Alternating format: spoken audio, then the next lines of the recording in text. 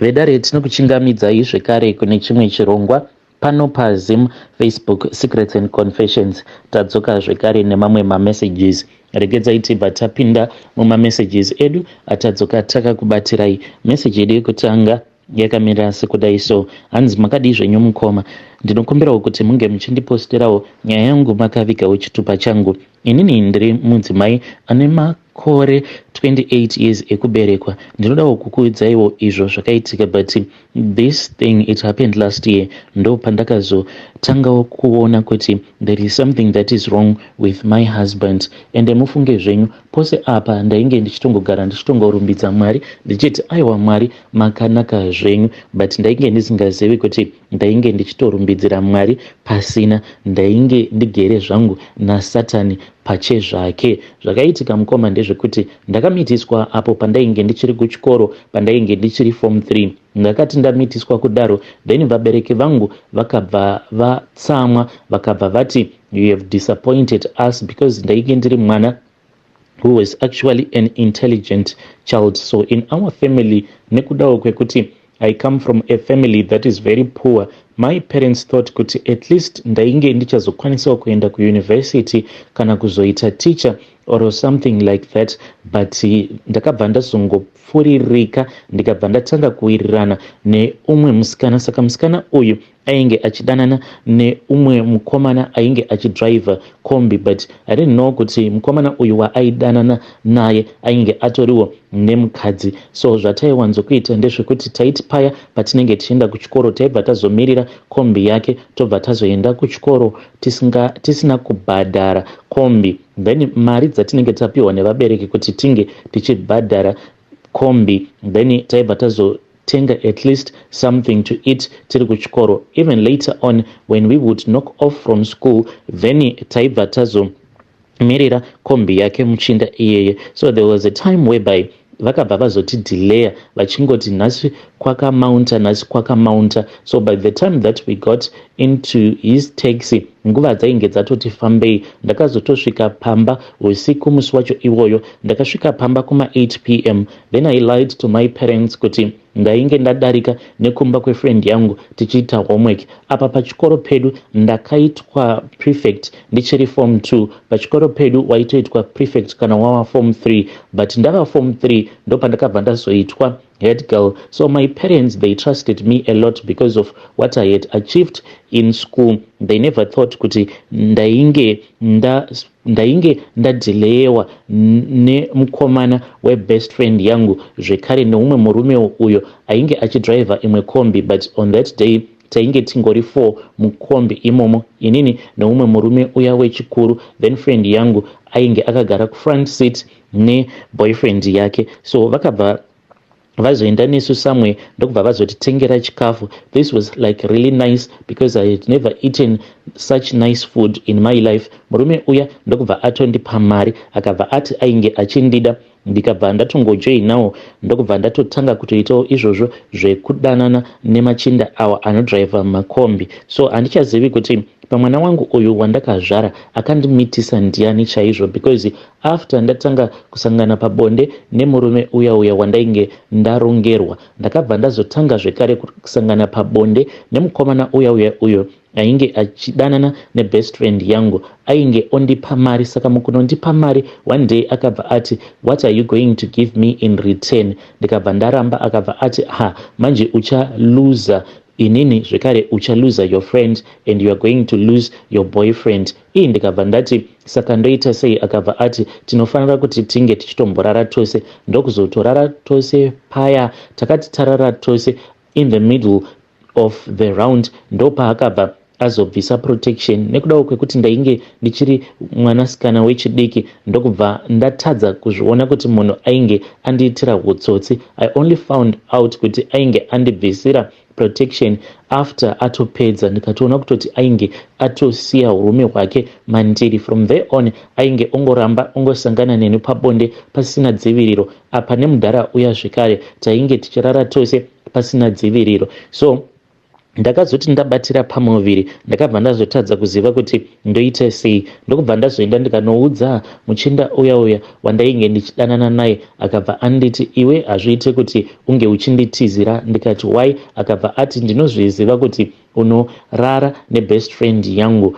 and I do not want to break your friendship with your friend. I am not going to tell her, but ndiye muridzi wemwana, mukomana webest friend yako ndiye muridzi wemwana, inini chisiyana neni because uri hure. So ndakabva ndashaya kana simba rekuti ndinge ndichienda kunotizira mukomana webest friend yangu because ndaitozviziva kuti ainge aine mukadzi and I felt so stuck.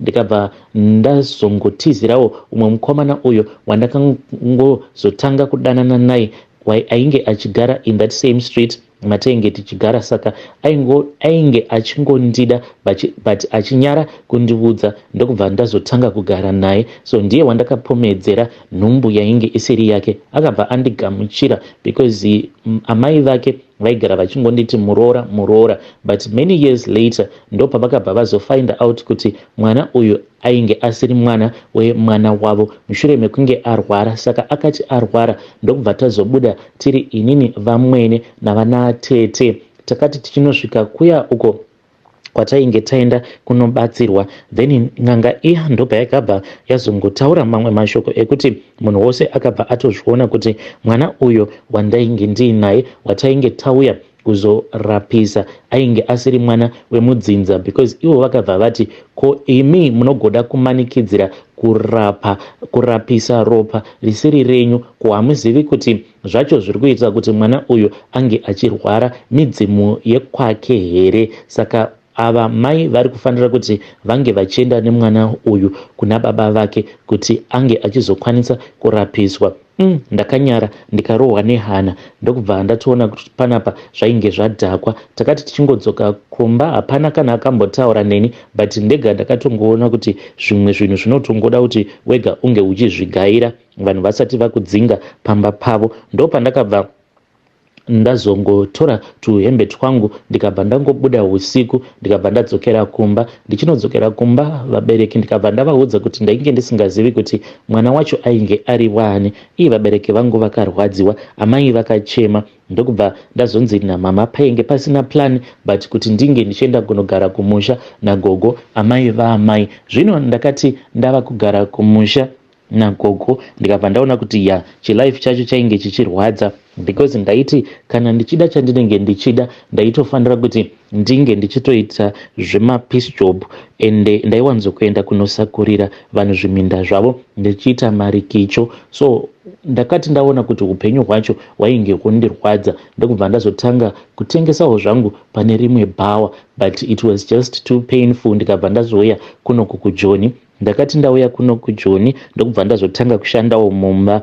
Ndo pandakabva ndazosangana nemurume uyu akazondiroora. So iye akatongoona kuti munhu uyu nezera rake regedzai ndinge ndichitongomutaimira pachiri padhuze neniwo ndakabva ndafara. But chinhu chandakatanga kunotisa ndechekuti ndaiti kana ndikabatira pamuviri nhumbu yangu yaiti ichinonopinda mu4 months, then nhumbu iyoyo yaibva yangonyangarika. Not kuti ndaita miscarriage yekuti ndaitoona kuti ndaita miscarriage, but nhumbu yacho yaitongonyangarika ndotomuka ndisisina pamuviri. So aibva anditora obva aenda neni kumadoctors, but madoctors acho vainge vatori mabest friends like mafamily doctors aya. So I never thought kuti zvose izvi zvainge zvichiitika. Even the doctor knew, because naiyewo doctor wacho I suspect kuti anenge akatorombawo. Ndaiti ndikaenda kuya ndaibva ndatanga kupiwa mamwe mascientific explanation ekuti zvinoitika, even though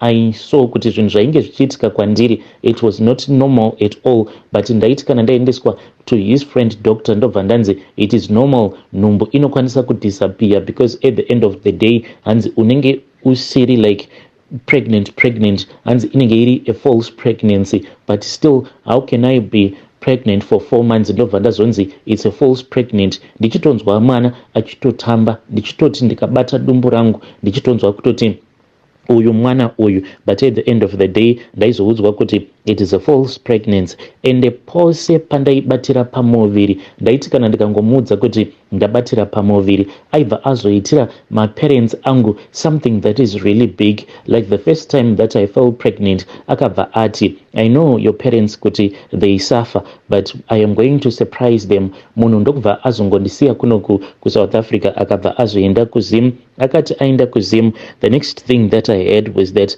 my mom was actually crying with joy on the phone. Ndikati kochi, akabva ati amai vakabva vati hanzi murume wangu akati achingosvika kuZim ndokubva azovatora akati I want to take you somewhere. Vakabva vatoenda kuCity Council ndokubva vatotsvakirwa stand ikabva yatobhadharwa ipapo. So you can just imagine the pressure yandakabva ndazotanga kupiwa nemaparents angu kuti ndinge ndichizomuzvarira. So each and every time ndaiti kana ndikabatira pamuviri, after ndabatira pamuviri pekutanga pandakaudza vabereki vangu kuti ndava nepamuviri, then iye akabva azonditi usaudza maparents ako nekuti vanozorwadziwa kuti uri kuita miscarriages. So from the second pregnancy until ndichizonobata mwana wangu ndainge ndava kusaudza maparents angu kuti izvi ndo zvainge zvichiitika kwandiri. So after we had gotten married ndo patakabva tazoronga date rekuti tinge tichichata.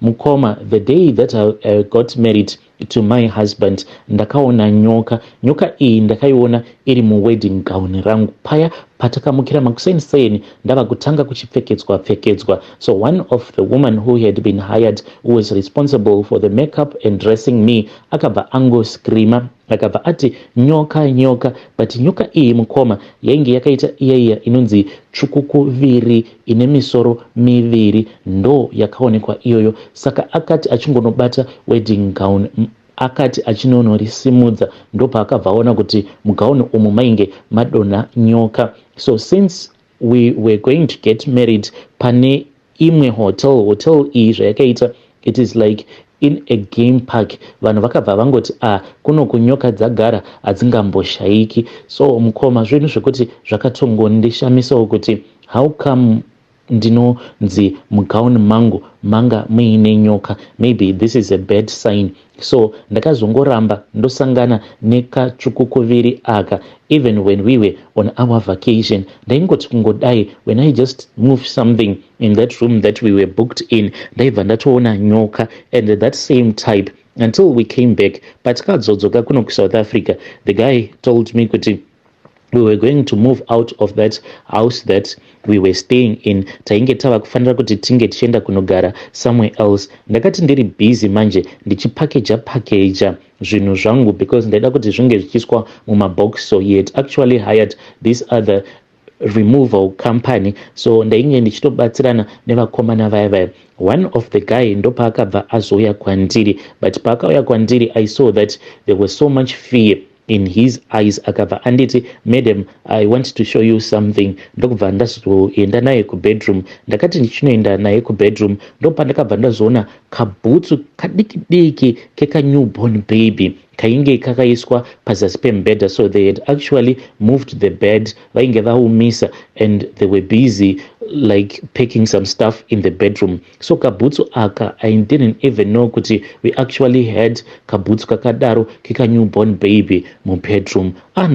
Ndakabva ndazokatora kabhutsu kaya. Mukoma ndakati ndichinokatora ndikabva ndaona kuti mukati mekabhutsu ikako mainge muine nyoka katsvukukuviri kadiki kegrey. So those guys vachizosvika pakuzonondidana, I think vainge vatoona nyoka iyoyo. Ndakati kuti ndinge ndichivarakidzira kuti ndainge ndaona kuti mukabhutsu umu mainge muine nyoka, ndikabva ndaona kuti maybe ndinenge ndava kutozvimakisa panapa, vanhu vanobva vatotanga kuti vanhu ava vakaromba. So I just said kana kuri kunzi havana kuona kuti mune nyoka, let me just pretend as if I did not see anything. Ndakati ndichingonobuda panze ndichida kunokarasa kabhutsu aka zvekare nenyoka yainge irimo mubhutsu imomo. Ndo pandakabva ndaona gate richitovhurwa. My husband drove in and he was driving really fast. ndokubva angosvika achingotora bhutsu iyoyo akabva angoiti, I am going to throw it, let me throw it away, go back inside, go back inside. Mukoma ndakabva ndadzokera mumba, hana yangu ichingorova. Handizivi kuti murume akazonorasa here or what happened, but ndainge ndisina kana kutombomuudza kuti ndainge ndaona kuti mubhutsu umu mainge muine nyoka. I was still in a state of confusion. So takabva tazoenda kunew house. Tiriko kunew house mukoma, one night takati takarara. When I woke up ndo pandakabva ndazoona murume wangu ainge asimo machira neni. Then I woke up, and the funny thing is that I wanted to call out to my husband kuti ndinge ndichimubvunza kuti nai honey, where are you? I am really feeling cold. Apa iwewe aumo mumachira neni. So I then started to walk, just thinking kuti maybe he was in the living room ari busy zvake achiona bora or just watching him.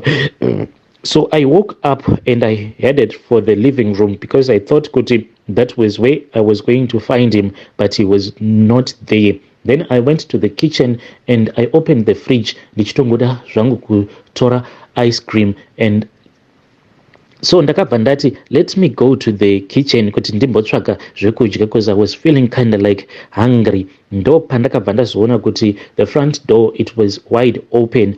Ndikabva ndati what is going on, kasi tapindirwa nematsotsi here? And when I went outside I then found my husband. Murume wangu ainge asina kana chaainge akapfeka. Apa ainge akagara pasi here akomana, ainge akagara zvake pasi, even though patinogara paine pavement, but still murume mukuru akashama akagara zvake papavement. Ndo pandakabva ndati nai honey, what are you doing? Ndo paakabva avhunduka paya akabva asimuka akabva ati you are awake, you are wide awake. Mukoma akati avhunduka kudaro pakabva paita sekunge painge paine chinhu chakaputika. That loud bang, I don't even know from where it came from. Ndokubva ati let us go inside. Ko wamuka nguvai? You are supposed to call me kana wamuka, not to just walk around the house like that. Ko kana ukazo atakwa nezvinenge zvako ataka, what am I going to tell your parents? Mukoma, I then followed him indoors ndichingozvibvunza kuti what is going on in my life. Iye akabva anditi I just wanted to get some fresh air. Nai zviriko here mukoma nashi kuti murume mukuru buda panze pakati peusiku asina kana chaanenge akapfeka, then over ati I just wanted to get some fresh air. I then tried to speak with my husband about some of the strange things that he does and some of the strange things that have happened to me ever since I started dating him. Akabva atondipindura rough, akabva ati ndo zvamunonetsera vanhukadzi izvozvizvi, when you started dating me wainge uchinzwisa tsitsi, but look at the woman that I made you to become, but here you are today actually asking me if ndakaromba kana ndisina kuromba. Well, kana uchifungidzira kuti ndakaromba, the door is wide open, unokwanisa kubuda zvako shamwari. So this is what my husband told me, and ndakabva ndangoti let me just wait and see what is going to happen. Ndakangoti at least now that zvandava kukwanisawo kutobatirawo pamoviri ndichizozvara vana vacho, maybe the things are no longer affecting me anymore. But this is my own story. Murume wangu iye anochinja kuita nyoka. Hey vedare, ndo message iyo yandakatumidzirwa ichibva kune mwanasikana uyu. Zvakaoma hazvo veduwe, anzi Naimi, nyoka inonzi tsvukukuviri ingakubatsirei pamba unless wakaromba. So mwanasikana uyu, she is just hanging on to her husband because murume wacho ane mari, akatengera maparents ake imba. Hanzi ndaiti pose pandinoita miscarriage, vabereki vangu vaibva vatengerwa something big and bigger. Zvakangooma hazvo veduwe. Ngatitaurei naye mwanasikana uyu mucomment section. Hey.